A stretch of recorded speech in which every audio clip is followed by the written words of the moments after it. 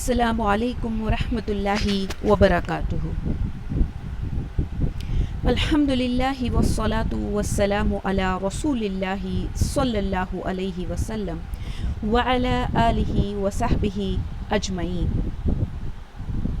اعوذ باللہ من الشیطان الرجیم، بسم اللہ الرحمن الرحیم۔ رب اشرح لی صدری ویسر لی امری واحلل عقدۃ من لسانی یفقہوا قولی۔ سید الانبیاء حضرت محمد صلی اللہ علیہ وسلم حضرت اسماعیل بن حضرت ابراہیم کی نسل سے ہیں۔ آپ صلی اللہ علیہ وسلم اللہ کے بندے اور اس کے آخری رسول ہیں۔ آپ صلی اللہ علیہ وسلم کو قیامت تک آنے والی تمام انسانوں کی طرف مبعوث کیا گیا۔ آئیے آج کے لیکچر میں نبی کریم صلی اللہ علیہ وسلم کے ان کی امت پر کون کون سے حقوق ہیں، ان کو قرآن اور حدیث کی روشنی میں جانتے ہیں۔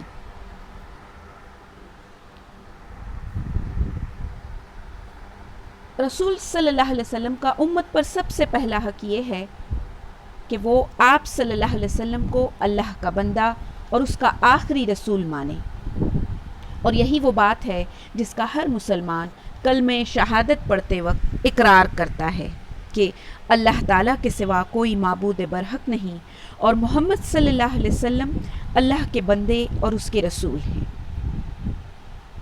گویا کہ اللہ کے رسول صلی اللہ علیہ وسلم پر ایمان لانا ہے ہم نے، اور وہ ایمان جو ہے وہ کس طرح کا ہوگا؟ یہ جو کلمہ ہم پڑھتے ہیں اس میں ہم کیا اقرار کرتے ہیں؟ سب سے پہلا یہ کہ اللہ تعالیٰ کے سوا کوئی معبود برحق نہیں، اور پھر یہ کہ محمد صلی اللہ علیہ وسلم اللہ کے بندے ہیں اور رسول ہیں۔ اللہ سبحانہ وتعالیٰ سورہ تغابن کی آیت نمبر 8 میں فرماتے ہیں، فَآمِنُوا بِاللَّهِ وَرَسُولِهِ وَالنُّورِ الَّذِي أَنزَلْنَا وَاللَّهُ بِمَا تَعْمَلُونَ خَبِيرٌ۔ اس لیے تم اللہ پر اور اس کے رسول صلی اللہ علیہ وسلم پر ایمان لے آؤ، اور اس نور یعنی قرآن مجید پر بھی ایمان لے آؤ جو ہم نے نازل کیا ہے، اور تم جو کچھ کرتے ہو اللہ اس سے خوب باخبر ہے۔ تو اس آیت سے بھی یہی سمجھ آیا، اور اس طرح کی آیات ہم کو قرآن میں ملتی ہیں کہ جس میں اللہ سبحانہ و تعالیٰ ہم سے کہتے ہیں کہ تم اللہ پر اور اللہ کے ساتھ ساتھ اللہ کے اس رسول پر بھی ایمان لاؤ۔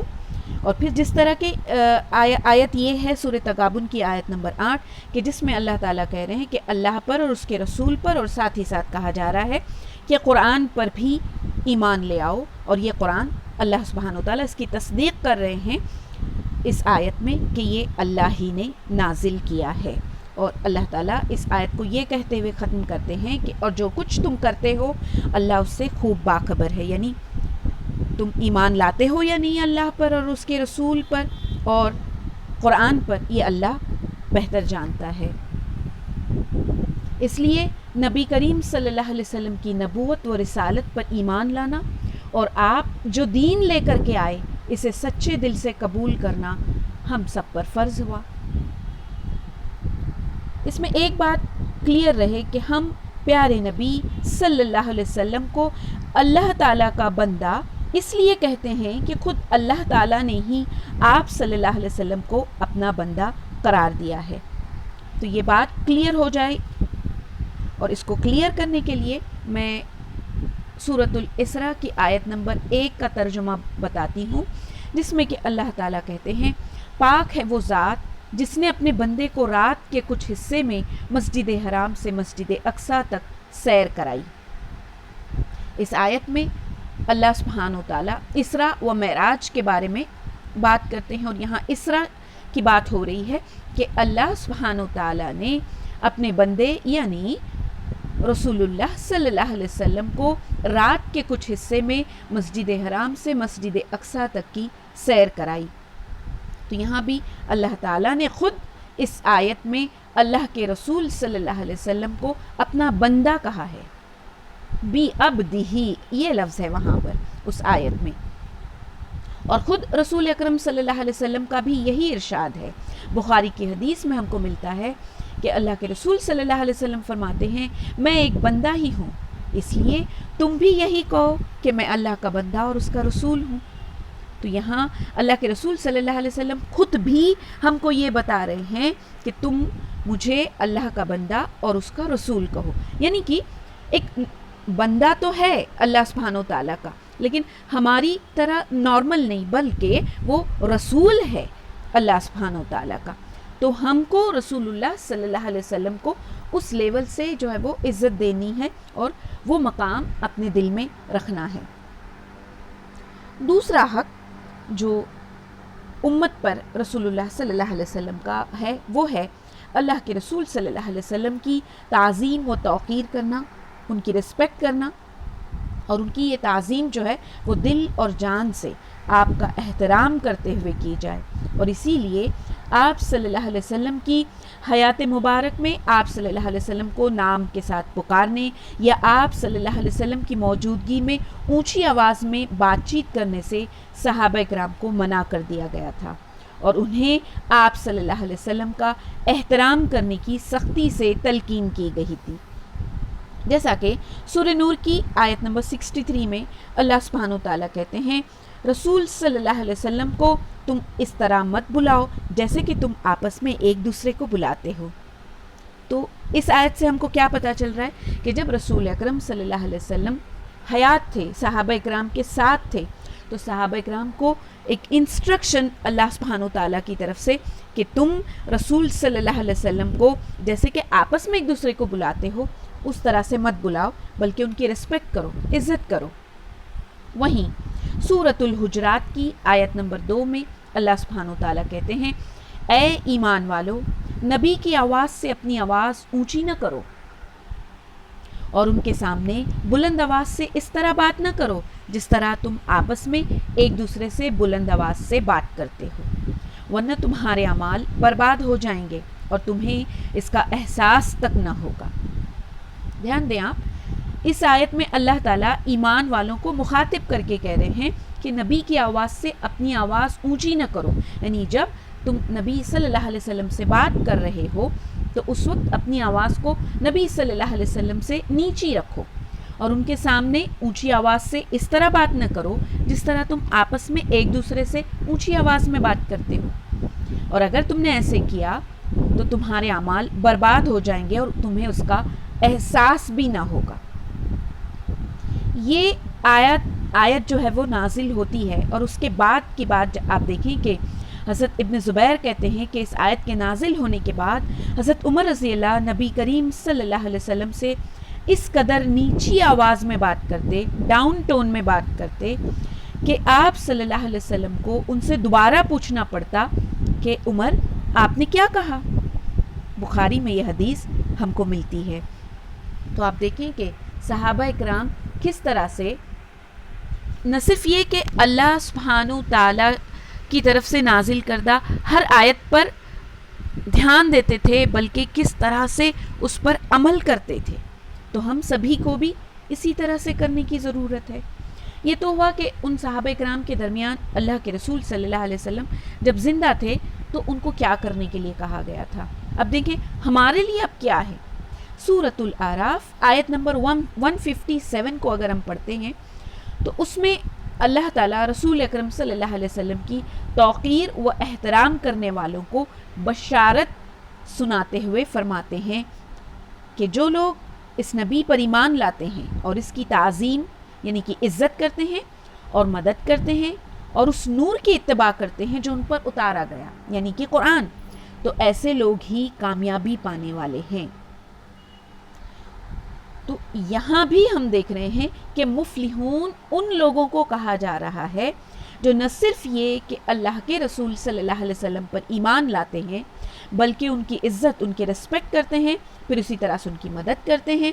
اور پھر چوتھی چیز جو یہاں کہی گئی وہ قرآن کی اتباع یعنی قرآن کو فالو کرنا، یعنی کہ قرآن میں جو انسٹرکشنز اللہ سبحانہ و تعالیٰ نے ہم کو بتائی ہیں ان پر عمل کرنا. تو ان 4 باتوں پر عمل کرنے والا. اس سورۃ الاعراف کی آیت نمبر 157 کے حساب سے اللہ تعالیٰ نے اس سے کیا کہا کہ وہ کون ہے؟ ایسے لوگ مفلحون ہیں، فلاح پانے والے.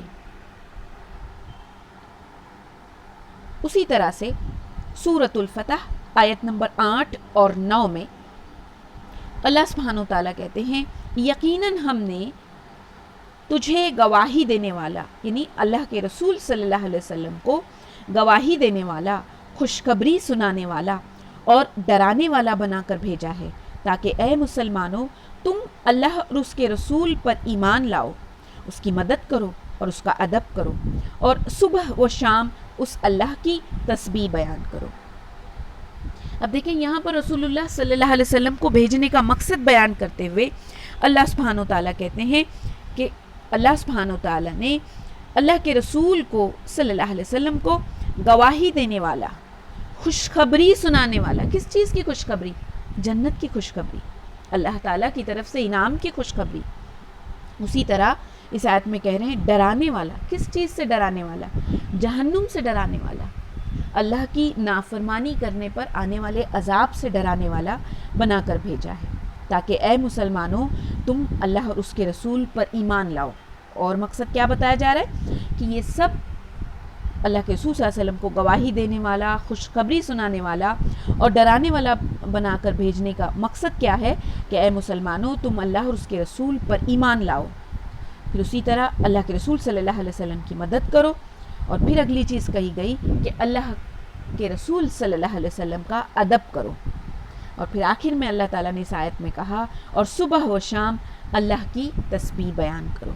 تو یہ آیت بھی ہم کو اللہ کے رسول صلی اللہ علیہ وسلم کی عزت، ان کی رسپیکٹ کرنے کے بارے میں بتاتی ہے.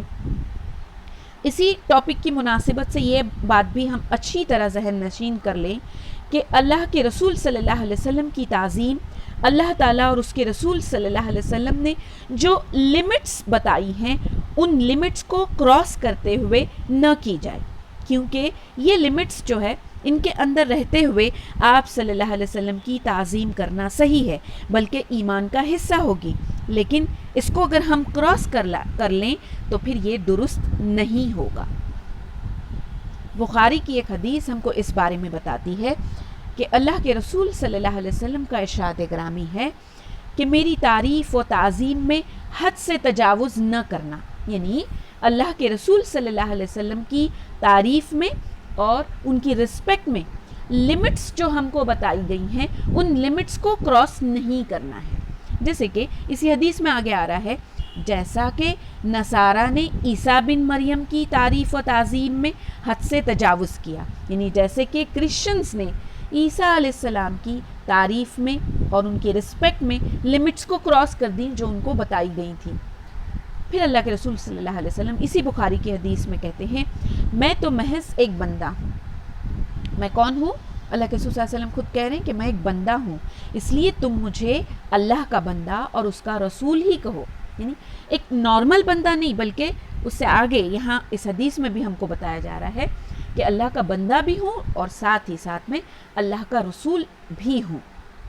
تو اس حدیث سے ہم کو یہ معلوم ہوا کہ ہم کو اللہ کے رسول صلی اللہ علیہ وسلم کی تعریف بھی کرنی ہے، ان کی تعظیم یعنی ان کی رسپیکٹ بھی کرنی ہے، لیکن جو لمٹس ہم کو بتائی گئی ہیں ان لمٹس کو کراس نہیں کرنا ہے.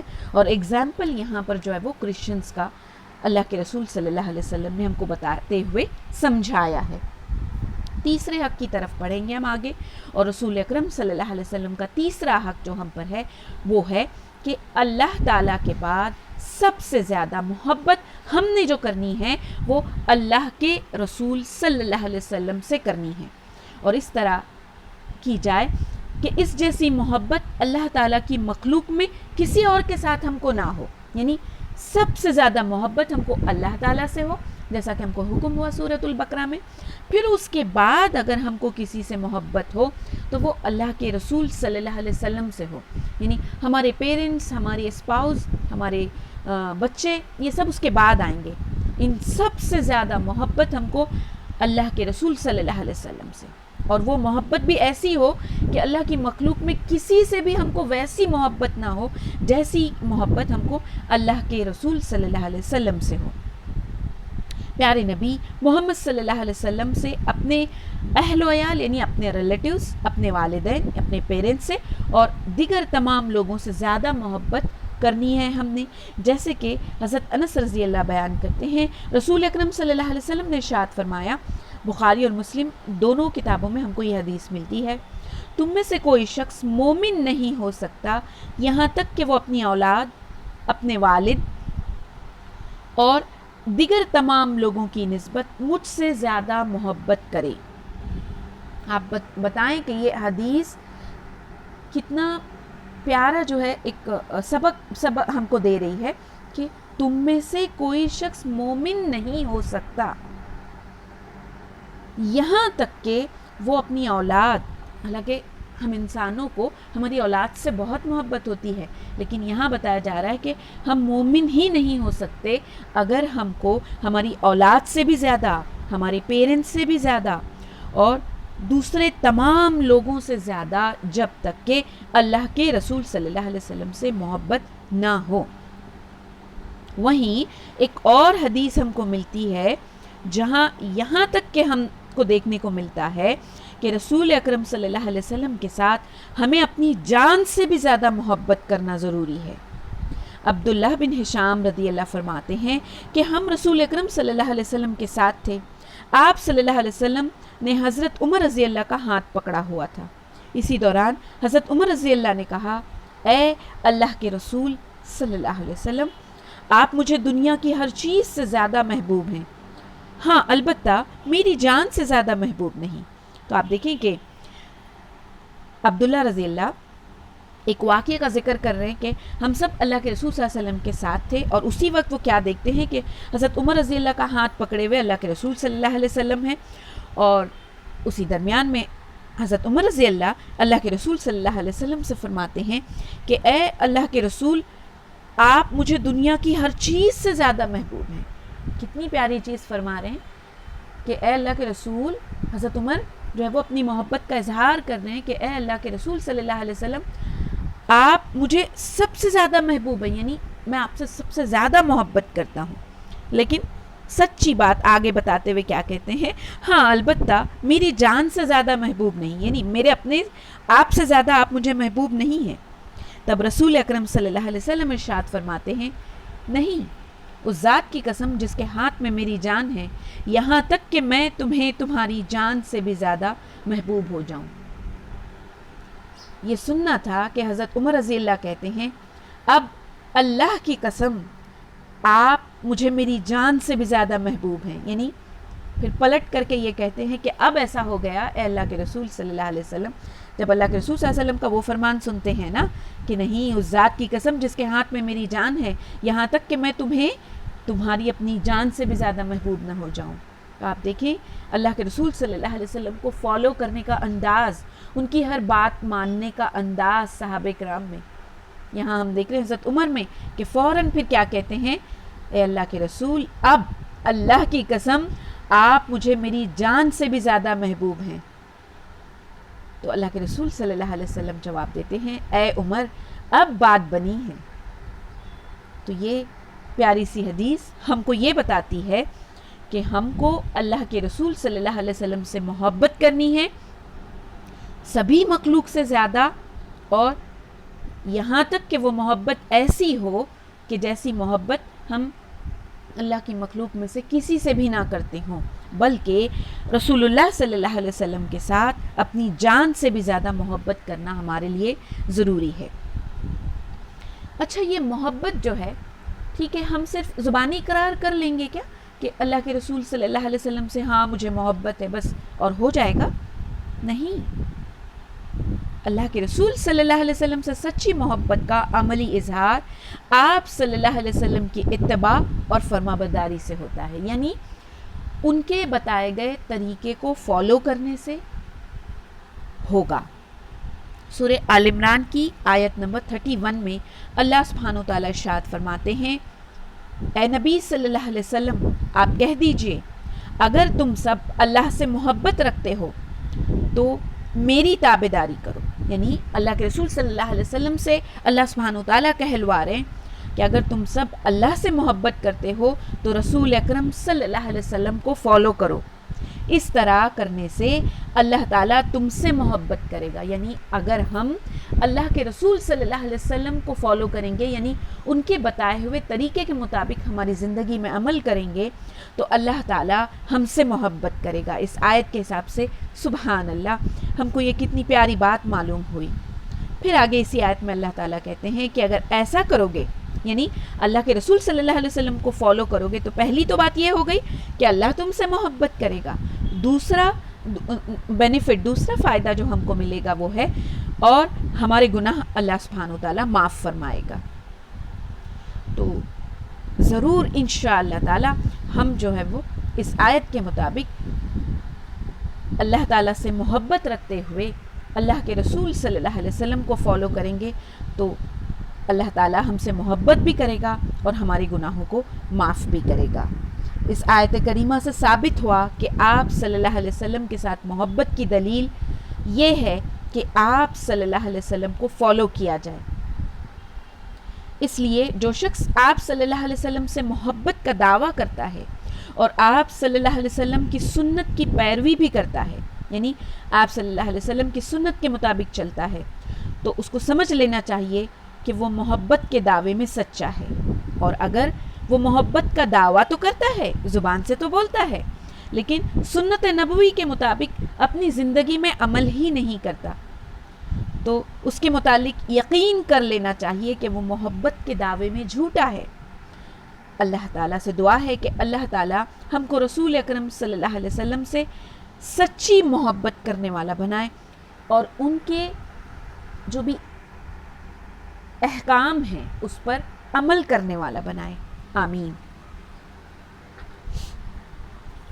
صحابہ کرام کو رسول اکرم صلی اللہ علیہ وسلم سے کس قدر شدید محبت تھی، اس کا اندازہ آپ حضرت عائشہ رضی اللہ کی اس روایت سے کر سکتے ہیں کہ وہ بیان فرماتی ہیں کہ ایک آدمی نبی کریم صلی اللہ علیہ وسلم کی خدمت میں حاضر ہوتا ہے اور وہ کہتا ہے، اے اللہ کے رسول صلی اللہ علیہ وسلم، آپ مجھے میری جان سے اور اسی طرح میری اولاد سے بھی زیادہ محبوب ہیں. کیا کہتا ہے وہ اللہ کے رسول صلی اللہ علیہ وسلم سے کہ اللہ کے رسول صلی اللہ علیہ وسلم، آپ مجھے میری جان سے اور اسی طرح میری اولاد سے بھی زیادہ محبوب ہیں، اور میں جب گھر میں جاتا ہوں تو آپ کو بہت یاد کرتا ہوں، پھر میں صبر نہیں کر سکتا یہاں تک کہ آپ کے پاس آؤں اور آپ کو دیکھ لوں. یعنی جب رسول اکرم صلی اللہ علیہ وسلم اس کے سامنے نہیں ہوتے تھے اس شخص کے، اور وہ جب اپنے گھر پر ہوتا تھا تو اللہ کے رسول صلی اللہ علیہ وسلم کو سامنے نہ پا کر وہ آپ صلی اللہ علیہ وسلم کو یاد کرنے لگ جاتا تھا اور وہ اس سے صبر نہیں ہوتا تھا، تو واپس آ کے اللہ کے رسول صلی اللہ علیہ وسلم کو دیکھ لیتا تھا. اور جب میں اپنی موت اور آپ کی موت کو یاد کرتا ہوں، وہ شخص آگے کیا کہتا ہے کہ مجھ کو یاد آتا ہے کہ میری تو موت آنی ہے. پھر اللہ کے رسول صلی اللہ علیہ وسلم کی موت کو یاد کرتا ہوں تو مجھے یقین ہو جاتا ہے کہ آپ تو مطلب جب میں انتقال ہو جاؤں گا، جب قیامت قائم ہو جائے گی تو آپ تو یقیناً جنت میں داخل ہو جائیں گے اور آپ کو انبیاء علیہ السلام کے ساتھ اعلیٰ درجات میں بھیج دیا جائے گا. اور اگر میں جنت میں داخل ہوا، وہ شخص کیا کہتا ہے پھر آگے کہ قیامت آئے گی تو آپ تو جنت میں چلے جائیں گے، اعلیٰ درجات میں ہوں گے انبیاء اکرام کے ساتھ. اور اگر میں قیامت میں جب حساب کتاب قائم ہو جائے گا اور اگر میں جنت میں داخل ہوا بھی تو مجھے اس بات کا ڈر ہے کہ میں وہاں آپ کو نہیں دیکھ سکوں گا کیونکہ آپ تو اعلیٰ درجات میں ہوں گے.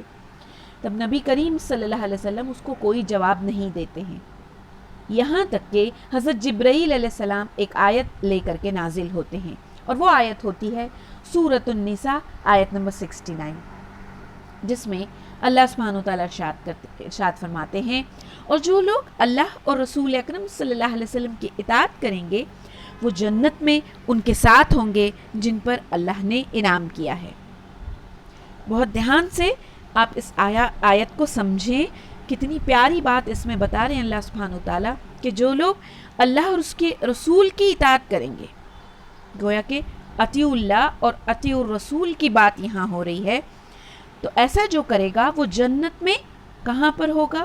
ان کے ساتھ ہوگا جن پر اللہ نے انعام کیا. اب کن پر اللہ نے انعام کیا؟ ان کے بارے میں اسی آیت میں اللہ سبحانہ و تعالیٰ کہتے ہیں، یعنی انبیاء، یعنی نبی کی جمع ہے انبیاء، جتنے بھی انبیاء اکرام ہیں ان کے ساتھ ہوگا. یہ لوگ ہیں جن پر اللہ نے انعام کیا. پہلی کیٹیگری انبیاء کی، دوسری صدیقین کی جو سچے ہیں، تیسری شہداء کی جو دین کے لیے شہید ہوئے، چوتھی صالحین کی جو نیک ہیں، اور یہ لوگ بڑے اچھے ساتھی ہوں گے جنت کے. اللہ تعالیٰ سے یہ دعا کرتے ہوئے آگے بڑھیں گے کہ اللہ سبحانہ وتعالیٰ ہم سبھی کو بھی ان لوگوں میں شامل فرما جن پر اللہ نے اپنا خاص انعام کیا ہو، اور تاکہ ہم بھی جنت کے ان اعلیٰ درجات میں ان انعام یافتہ لوگوں کے ساتھ رہیں گے. اللہ کے رسول صلی اللہ علیہ وسلم کا دیدار ہم کو بھی نصیب ہوگا انشاءاللہ تعالی.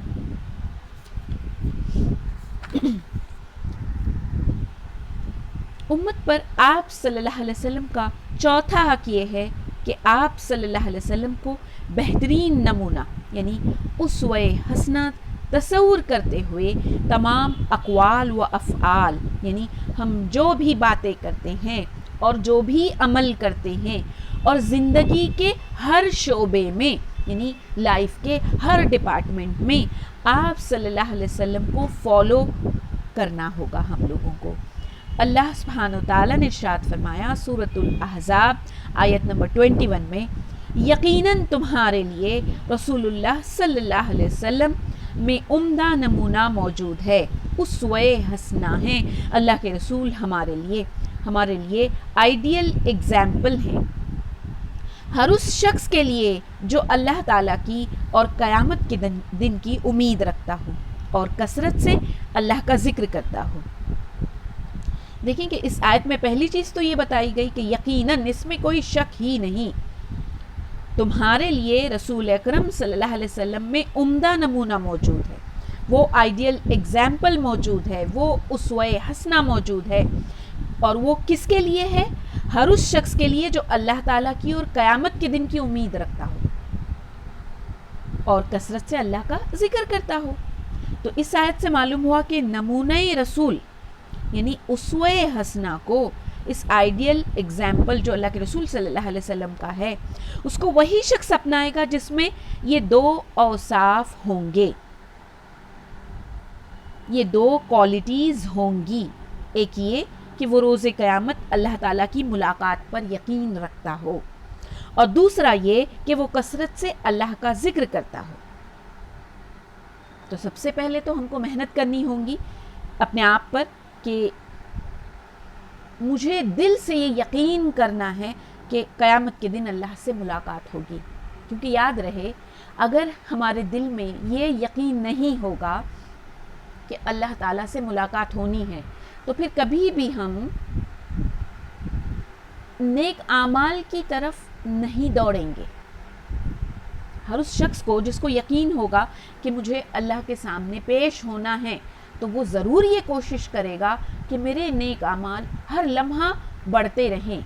وہ آئیڈیاز، وہ راستے ڈھونڈے گا کہ جس کے ذریعے وہ اپنے نیک اعمال کو کیسے بڑھائے، اس کی فکر میں وہ لگا رہے گا. اسی طرح سے دوسری فکر اس کو یہ ہو جائے گی جب وہ اس بات پر یقین کرے گا کہ اللہ تعالیٰ سے ملاقات ہونی ہے میری، وہ دوسری فکر اس کی یہ ہوگی کہ میں بری عادتوں سے، برے اعمال سے دور رہوں اور ان سے میں کیسے بچوں، اس کی وہ ہمیشہ کوشش کرتا رہے گا. تو سب سے پہلے یہ چیز ہم کو اپنے اندر جو ہے وہ لانی ہوگی. دوسرا یہ کہ کثرت سے ہم نے اللہ کا ذکر کرنا ہے. اس آیت کے مطابق جو ہم کو پتہ چل رہا ہے کہ اسوہ حسنہ کو وہی اپنا سکتا ہے جو ان دونوں باتوں پر عمل کرے گا. اور یہ دونوں باتیں جو ہیں جن سے آج بہت سارے مسلمان محروم ہیں، اس لیے ان کے دلوں میں اسوہ رسول کی اہمیت ہی نہیں رہی.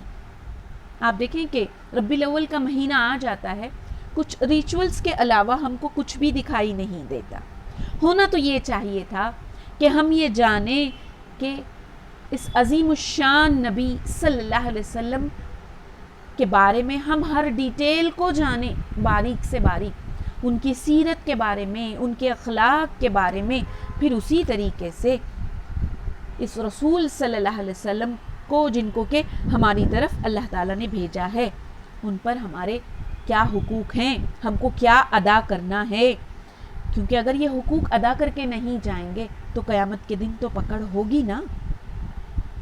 اگر اس بات کو ہم سمجھتے ہیں تو ان حقوق کا نہ صرف جاننا بلکہ پریکٹیکلی ان کو کرنا ہمارے لیے ضروری ہے.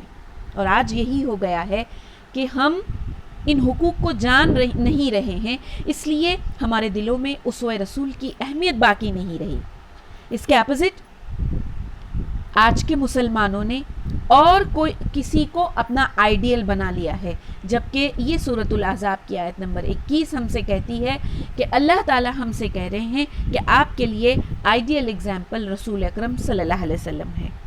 تو یہ کیسے پاسبل ہو سکتا ہے ہمارے لیے کہ اللہ کے رسول صلی اللہ علیہ وسلم کو چھوڑ کر کے کوئی اور ہمارے لیے آئیڈیل شخصیت ہو، آئیڈیل پرسنالٹی ہو؟ تو ہمارے لیے ضروری ہے کہ ہم اللہ کے رسول صلی اللہ علیہ وسلم کو ہمارا آئیڈیل نہ صرف منہ سے بولیں بلکہ دل سے جانیں اور عملی طور پر پریکٹیکلی پھر اس کو کر کے بھی دکھائیں. اس لیے ہمیں بھی نبی کریم صلی اللہ علیہ وسلم کو بہترین نمونہ تصور کرتے ہوئے آپ صلی اللہ علیہ وسلم کی مکمل اتباع کرنی چاہیے. اور یہ جو مکمل اتباع ہم بات کر رہے ہیں تو یہ کن کن چیزوں میں ہوگی؟ یہ عقائد میں ہوگی. عقیدہ دیکھیں آپ، 13 سال کی مکی زندگی جو اللہ کے رسول صلی اللہ علیہ وسلم کی تھی، اگر ہم سیرت کی کتابوں کا مطالعہ کرتے ہیں تو ہم کو یہ پتہ چلتا ہے کہ 13 سالہ مکی زندگی میں صرف عقیدے کی درستگی میں ہی لگے رہے اللہ کے رسول صلی اللہ علیہ وسلم مکہ والوں کی. پھر اسی طرح سے ہم کو اللہ کے رسول صلی اللہ علیہ وسلم کو عبادات میں بھی فالو کرنا ہے. عبادت کا جو یہ ڈپارٹمنٹ ہے اس میں رسول اکرم صلی اللہ علیہ وسلم اپنی زندگی کے آخری سانس تک نمازوں کی سختی سے پابندی کرنے والے تھے، جبکہ آج کے اکثر مسلمان 5 نمازوں کی بھی پابندی نہیں کرتے. حی علی الصلاۃ اور حی علی الفلاح کی آواز مسجدوں سے 5 وقت گونجتی ہے، لیکن ان آوازوں کو سن کر بھی مسجدوں کی طرف دوڑ نہیں لگاتے. یہ کیا ہو گیا ہم کو؟ ہر قسم کی عبادت اللہ کے رسول صلی اللہ علیہ وسلم نے جو کی ان کو ہمیں اپنانے کی ضرورت ہے. تبھی جا کر کے ہم اللہ کے رسول صلی اللہ علیہ وسلم کو اپنا اسوہ حسنہ مانتے ہیں، یہ ہم پروو کر پائیں گے. پھر اسی طرح سے اخلاق و کردار کی اگر بات کریں تو اس میں بھی ہمارے لیے آئیڈیل پرسنالٹی اللہ کے رسول صلی اللہ علیہ وسلم ہی ہونا چاہیے. نبی کریم صلی اللہ علیہ وسلم انتہائی متواضع یعنی ڈاؤن ٹو ارتھ پرسنالٹی تھی اور اپنے ساتھیوں میں گھل مل جانے والے اور تمام مسلمانوں کے ساتھ اچھا برتاؤ کرنے والے تھے. کیا ہم ایسا کرتے ہیں؟ کیا ہمارا nature down to earth type ہے؟ آج ہم دیکھتے ہیں کہ کئی مسلمان غرور اور تکبر سے بھرے ہوئے ہیں اور اپنے مسلمان بھائیوں سے بہنوں سے بد اخلاقی کا مظاہرہ کرتے ہوئے ہم کو نظر آتے ہیں. نبی کریم صلی اللہ علیہ وسلم عفو و درگزر کرنے والے اور اس کا سبق دینے والے تھے، فحش گوئی اور گالی گلوچ سے بچنے والے اور اس سے روکنے والے. جبکہ آج کے دور کے مسلمان ہر چھوٹی چھوٹی بات پر ایک دوسرے سے جھگڑا کرتے ہوئے ہم کو دکھائی دیتے ہیں، ایک دوسرے کو برا بھلا کہتے ہوئے ہمیں دکھائی دیتے ہیں. یہاں تک کہ ماں بہن کی گالیاں ہم کو بالکل عام مسلم علاقوں میں سنائی دیتی ہیں. کیا رسول اکرم صلی اللہ علیہ وسلم کا اخلاق ایسا تھا؟ پھر اسی طریقے سے معاملات کو چیک کریں اپنے اور پھر اس کو کمپیئر کریں اسوہ حسنہ سے. اللہ کے رسول صلی اللہ علیہ وسلم کے معاملات کیسے تھے؟ معاملات کے بارے میں پیارے نبی صلی اللہ علیہ وسلم دھوکہ، فراڈ، خیانت اور رشوت وغیرہ سے منع کرنے والے، جبکہ آج کے دور میں عالم یہ ہے کہ دھوکہ، فراڈ اور خیانت جیسے برے اعمال مسلمانوں کی گویا شناخت بن گئے ہیں اور نبی کریم صلی اللہ علیہ وسلم حلال کمائی کا حکم دینے والے اور حرام کمائی سے منع کرنے والے، جبکہ آپ صلی اللہ علیہ وسلم کو ماننے والے کئی مسلمان حلال اور حرام میں تمیز کیے بغیر ہر طریقے سے مال و دولت کو جمع کرتے ہیں اور جمع کیے ہوئے سرمایے کو سودی بینکوں میں محفوظ کرتے ہوئے نظر آتے ہیں۔ اب ہوتا یہ ہے بعض دفعہ کہ ٹھیک ہے چلیں اب یہ سودی بینکوں میں نہیں ڈالنا ہے تو کہیں اور پیسہ ڈالنے کے لیے مسلمان دوسرے کچھ اور ذرائع ڈھونڈتے ہیں، اور وہاں بھی جو ہے وہ حلال اور حرام کی تمیز ٹھیک سے نہیں کر پاتے۔ اللہ میری بھی اور آپ سب کی مدد کریں کہ ہر جگہ جہاں بھی پیسے کمانے کی بات آئے تو وہاں ہم جو ہے وہ اپنی کمائی کو وہ حلال ہے یا نہیں اس کو ضرور چیک کریں۔ اللہ ہم کو توفیق دے اور ہم کو صحیح طرح سے گائیڈ کرے ان معاملات میں۔ تو ہم نے دیکھا عقائد، عبادات، اخلاق و کردار، معاملات، یعنی زندگی کے ہر شعبے میں، لائف کے ہر ڈپارٹمنٹ میں ہم کو اللہ کے رسول صلی اللہ علیہ وسلم کے نقش قدم پر چلنا چاہیے۔ لیکن افسوس ہے کہ آج ہم جب نبی کریم صلی اللہ علیہ وسلم کو ماننے اور آپ سے محبت کا دعویٰ کرنے والے لوگوں کے روزمرہ کے معمولات پر اگر نظر ڈالیں تو یہ حقیقت کھل کر سامنے آتی ہے کہ نبی کریم صلی اللہ علیہ وسلم کے معمولات زندگی اور آج کے دور کے اکثر مسلمانوں کے معمولات زندگی میں زمین اور آسمان کا فرق ہے۔ الغرض یہ کہ زندگی کے ہر شعبے میں رسول اکرم صلی اللہ علیہ وسلم کا نمونہ چھوٹ سا گیا ہے اور اس کی جگہ پر کوئی اور جو ہے وہ ہم نے ایک نیا طریقہ گویا کہ لا دیا اور اس پر جو ہے وہ ہم عمل کرتے ہوئے جا رہے ہیں۔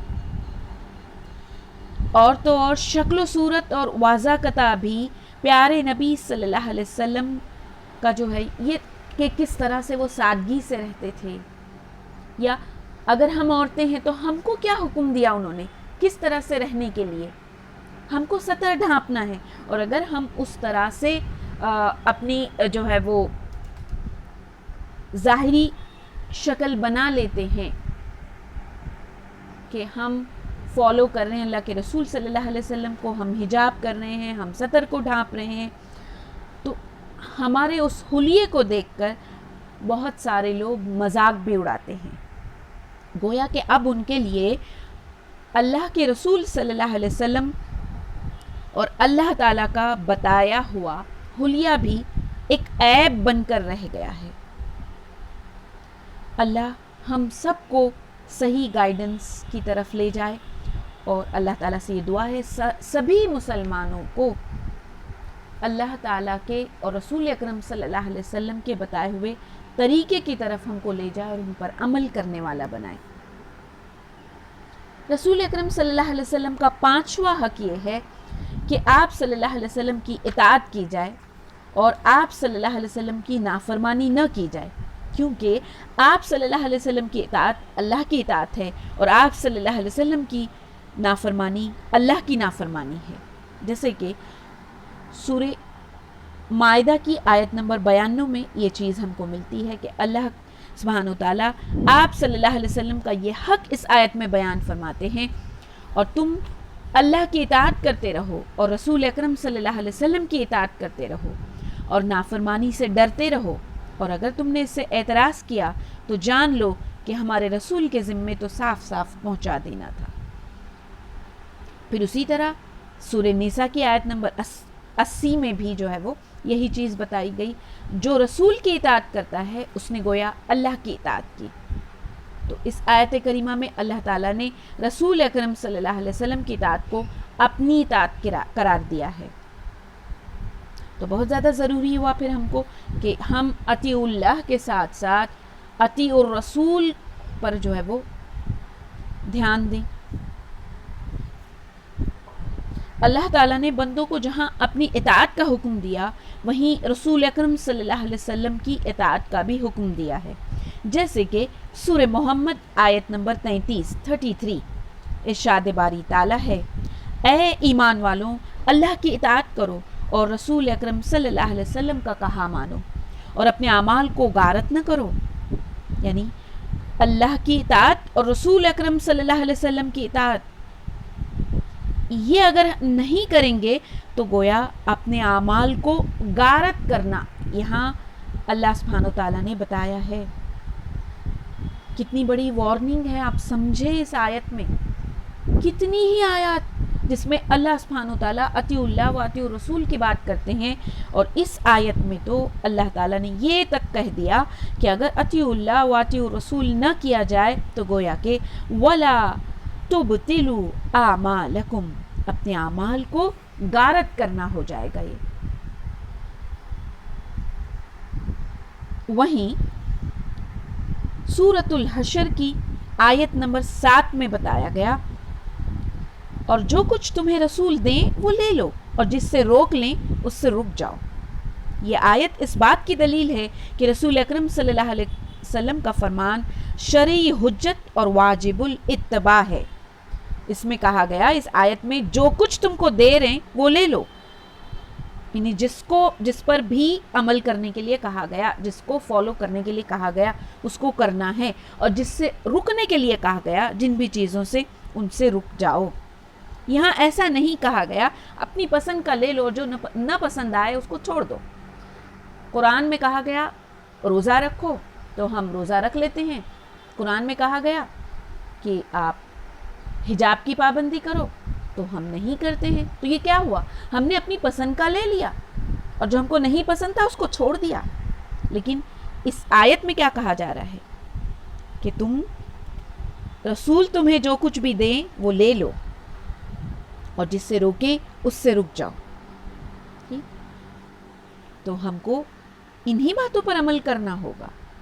حضرت ابو ہریرہ رضی اللہ بیان کرتے ہیں کہ رسول اکرم صلی اللہ علیہ وسلم نے ارشاد فرمایا، بخاری کی حدیث ہے یہ، میری امت کے تمام لوگ جنت میں داخل ہوں گے سوائے اس کے جس نے انکار کر دیا. کیا کہہ رہے ہیں اللہ کے رسول صلی اللہ علیہ وسلم اس حدیث میں کہ میری امت کے تمام لوگ جنت میں داخل ہوں گے سوائے اس کے. تو فوراً ہمارے کان کھڑے ہو جانا چاہیے، کیونکہ ہم سبھی کو تو جنت میں ہی جانا ہے نا. تو پھر یہاں کہا جا رہا ہے کہ سبھی جنت میں تو جائیں گے لیکن کچھ لوگ نہیں جائیں گے. وہ کچھ لوگ کون؟ اللہ کے رسول صلی اللہ علیہ وسلم کہہ رہے ہیں کہ جس نے انکار کر دیا. تب صحابہ کرام رضی اللہ آپ صلی اللہ علیہ وسلم سے پوچھتے ہیں کہ انکار کون کرتا ہے؟ تو آپ جواب سنیں اللہ کے رسول صلی اللہ علیہ وسلم کا کیا ہے. رسول صلی اللہ علیہ وسلم فرماتے ہیں جس نے میری اطاعت کی وہ جنت میں جائے گا. رسول صلی اللہ علیہ وسلم کی اطاعت یعنی ان کو فالو کرنا، وہ جس طرح بتا کے گئے ہیں ویسے زندگی گزارنا. تو ایسا جو کرے گا وہ جنت میں جائے گا، اور جس نے میری نافرمانی کی اس نے گویا انکار کر دیا. تو یہ حدیث کا آخری پارٹ یہ ہم کو بتا رہا ہے کہ جس نے اللہ کے رسول صلی اللہ علیہ وسلم کے مطابق زندگی نہیں گزاری، اللہ کے رسول صلی اللہ علیہ وسلم کے فرمان پر عمل نہیں کیا، اس نے گویا اللہ کے رسول صلی اللہ علیہ وسلم کا انکار کیا.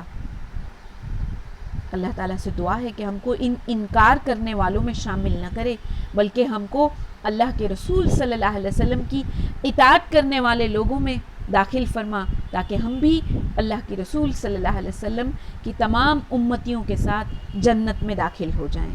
آمین. بڑھتے ہیں اگلے حق کی طرف. رسول اکرم صلی اللہ علیہ وسلم کا امت پر چھٹا حق یہ ہے کہ آپ صلی اللہ علیہ وسلم اپنی وفات کے وقت جو ہے وہ 2 چیزیں امت کے لیے چھوڑ گئے. انہیں خوب پڑھا جائے اور انہی 2 چیزوں سے اسلامی تعلیمات اخذ کی جائیں، اور وہ ہیں قرآن مجید اور صحیح اور ثابت شدہ سنت مبارکہ. جو صحیح احادیث ہیں ان پر عمل.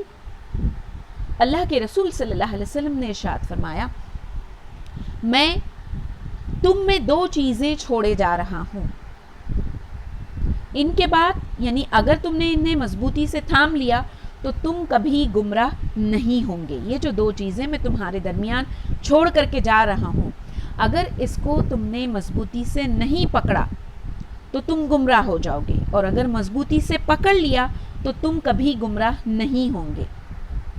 تو ایک ہے اللہ کے رسول صلی اللہ علیہ وسلم کہتے ہیں اس حدیث میں، ایک ہے کتاب اللہ یعنی قرآن مجید، اور دوسری ہے میری سنت، اور یہ دونوں کبھی جدا جدا نہیں ہوں گی یہاں تک کہ حوض پر میرے پاس آئیں گی.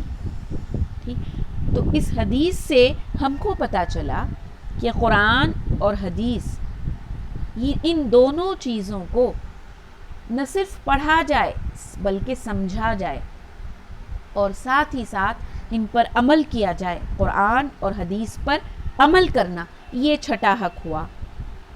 اس لیے ہر عام و خاص پر واجب ہے کہ وہ دین کے احکام براہ راست قرآن مجید اور احادیث نبویہ سے حاصل کریں. یوں وہ گمراہی سے بچ جائے گا اور صراط مستقیم پر چلتا رہے گا انشاءاللہ. امت پر نبی کریم صلی اللہ علیہ وسلم کا 7واں حق یہ ہے کہ آپ صلی اللہ علیہ وسلم پر زیادہ سے زیادہ درود پڑھا جائے. فرمان الہی ہے سورۃ الاحزاب آیت نمبر 56. بے شک اللہ تعالیٰ فرشتوں کے سامنے نبی کی تعریف کرتا ہے اور اس کے فرشتے اس نبی پر درود بھیجتے ہیں. اے ایمان والوں، تم بھی ان پر درود بھیجو اور خوب سلام بھی بھیجتے رہا کرو. ٹھیک، تو یہ آیت ہے جو ہم کو بتاتی ہے کہ اللہ کے رسول صلی اللہ علیہ وسلم پر فرشتے بھی درود بھیجتے ہیں اور اے ایمان والو تم بھی ان پر درود بھیجو. اور سب سے افضل درود وہی ہے جو خود رسول اکرم صلی اللہ علیہ وسلم نے صحابہ کرام کو سکھلایا تھا، اور وہ تھا درود ابراہیم. صحیح احادیث میں اس درود کے علاوہ جو بھی الفاظ ہم کو ملتے ہیں ان میں سے بھی پڑھا جا سکتا ہے. آئیں دیکھتے ہیں کہ درود بھیجنے کی فضیلت کیا ہے. بعض احادیث ہم کو ملتی ہیں فضیلت سے متعلق درود شریف کی. حضرت انس سے روایت ہے کہ رسول اکرم صلی اللہ علیہ وسلم نے فرمایا، جو شخص مجھ پر ایک مرتبہ درود بھیجتا ہے اللہ تعالیٰ اس پر 10 رحمتیں نازل فرماتا ہے، اس کے 10 گناہ مٹا دیتا ہے اور اس کے 10 درجات بلند فرماتا ہے. غور کریں اس حدیث پر، کتنی زیادہ فضیلت بتائی گئی کہ جو شخص اللہ کے رسول صلی اللہ علیہ وسلم پر صرف ایک مرتبہ درود بھیجتا ہے تو اللہ تعالیٰ اس پر 10 رحمتیں نازل فرماتا ہے، اس کے 10 گناہ معاف کر دیتا ہے اور اس کے 10 درجات بلند کر دیتا ہے. سبحان اللہ. اگلی حدیث حضرت ابو دردہ سے روایت ہے کہ رسول اکرم صلی اللہ علیہ وسلم نے ارشاد فرمایا، جو شخص صبح کے وقت 10 مرتبہ اور شام کے وقت بھی 10 مرتبہ مجھ پر درود بھیجتا ہے اسے قیامت کے دن میری شفاعت نصیب ہوگی. اس لیے صبح شام کے جو اذکار ہیں ان میں درود کو آپ شامل کریں. اسپیشلی اس حدیث کے حساب سے تو صبح اور شام بالکل ریگولر پریکٹس بنا لیں اپنی، کہ صبح بھی اذکار میں اپنے 10 مرتبہ درود پڑھیں اور شام کو بھی اپنے اذکار میں منیمم 10 ٹائمز جو ہیں وہ درود پڑھیں. تو اس سے کیا ہوگا، اس حدیث سے ہم کو پتہ چل رہا ہے کہ قیامت کے دن اللہ کے رسول صلی اللہ علیہ وسلم جو ہے وہ شفاعت کریں گے. آخر میں اللہ رب العزت سے دعا ہے کہ وہ ہم سب کو رسول اکرم صلی اللہ علیہ وسلم کے تمام حقوق ادا کرنے اور آپ کی اطاعت کرنے اور آپ سے سچی محبت کرنے کی توفیق دے، اور روز قیامت ہمیں آپ صلی اللہ علیہ وسلم کی شفاعت اور آپ کے ہاتھوں حوض کوثر کا پانی نصیب فرمائے. آمین. وآخر دعوانا ان الحمد للہ رب العالمین. سبحانک اللہم و بحمدک اشہد ان لا الہ الا انت استغفرک واتوب الیک.